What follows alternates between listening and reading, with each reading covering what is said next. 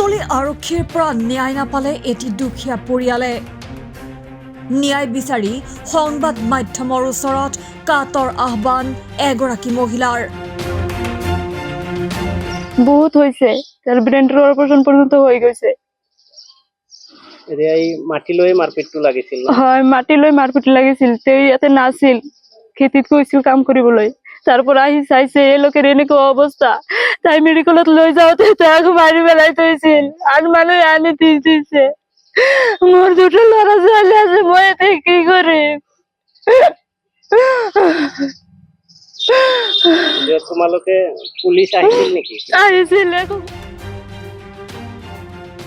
অসম আৰক্ষীক মুখ্যমন্ত্ৰীয়ে সাধাৰণ জনতাক ন্যায় পোৱাৰ ক্ষেত্ৰত যিমানেই সতৰ্ক কৰি দিছে সিমানেই যেন একাংশ আৰক্ষী বিষয়াই মুখ্যমন্ত্ৰীৰ কথাত কেৰেপ নকৰি সাধাৰণ জনতাক ন্যায়ৰ পৰা বঞ্চিত কৰিছে তেনে এক ঘটনাৰ প্ৰমাণ হ'ল বকুৰ কিসমত কাথমি গাঁৱৰ ৰূপচান আলীৰ পৰিয়ালটোৰ ক্ষেত্ৰত ঘটনা অনুসৰি এডোখৰ মাটিক লৈ বিবাদত লিপ্ত হৈ অতি নিৰ্মমভাৱে আঘাতপ্ৰাপ্ত হৈছিল ৰূপচান আলীৰ পৰিয়ালটো উক্ত গাঁৱৰে মেহেৰচান আলীৰ লগতে আন কেইবাজনো ব্যক্তিয়ে ৰূপচান আলীৰ পৰিয়ালক প্ৰহাৰৰ অভিযোগ উত্থাপন হৈছিল ৰূপচান আলীৰ পৰিয়ালটোৱে আঘাত পোৱাত উন্নত চিকিৎসাৰ বাবে GMCHত চিকিৎসাধীন হ'বলগীয়া হয়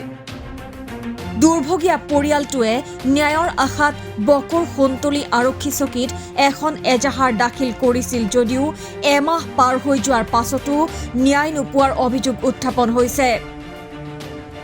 কুন্তলী আৰক্ষী চকীৰ ভাৰপ্ৰাপ্ত বিষয়া অপূৰ্ব কলিতাই দোষীৰ ওপৰত কোনো আইনগত ব্যৱস্থা নোলোৱাত উপায়হীন পৰিয়ালটোৱে ন্যায়ৰ বাবে কামৰূপ জিলাৰ আৰক্ষী উপ পৰিদৰ্শকক এখন এজাহাৰ দাখিল কৰিছে ঘটনাটো হল যোৱা মাহৰ 14 তাৰিখ আছিল হেজিৰা সোমবাৰ ৰাতিপুৱা 8-9 মান বজাত এই আমাৰ চৰিগৰে মানুহ মোৰ হিমালয় মাটিৰ হিমালয় মোৰ মাটিৰ তেওঁলোকে ঘৰ বনাইছে মোৰ হিমাত তেওঁলোকৰ ঘৰৰ পানীটো মোৰ হিমাত পৰে তেতিয়া তেওঁলোকে যেতিয়া বাউণ্ডাৰী কৰিব খুজিছিল মই যেতিয়া বনাইছে তেতিয়া মই মোৰ ডাঙৰটোৰ ওচৰত কৈছো তেওঁলোকে কৈছে যে এইটো মিলাই দিম আজিলৈকে দিয়া নাই তে সেই কথাটো কোৱাতে তেওঁলোকে গোটাকেইটা মিলি আমাৰ এই আলি সীমাটো তাত গৈছে সেইদিনা মোৰ ঘৰত কুৰমা অহাৰ কথা আছিল তো কুৰমাটো মই বজাৰ চজাৰ কৰি আহিছোঁ আহি দেখি দেখা পাইছোঁ তেওঁলোকে 15-20 জন মান মানুহ ইয়াতে মোৰ আলিত তেতিয়া মই তেওঁক মোক মাতিছিল মই গৈছোঁ তেতিয়াহ'লে আলিটো ঠিক কৰি দিয়ক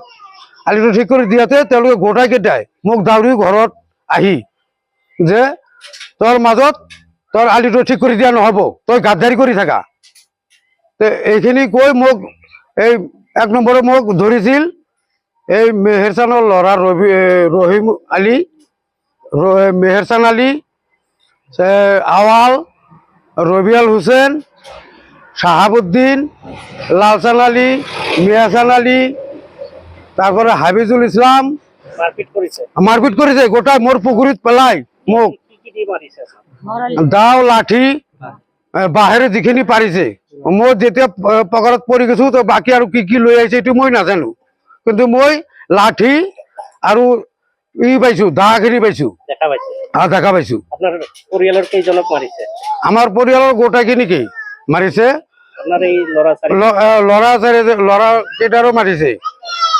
ইয়াৰ মাজত এটা ল'ৰা এই পথাৰত খেতি বোনাৰ কাৰণে গৈছে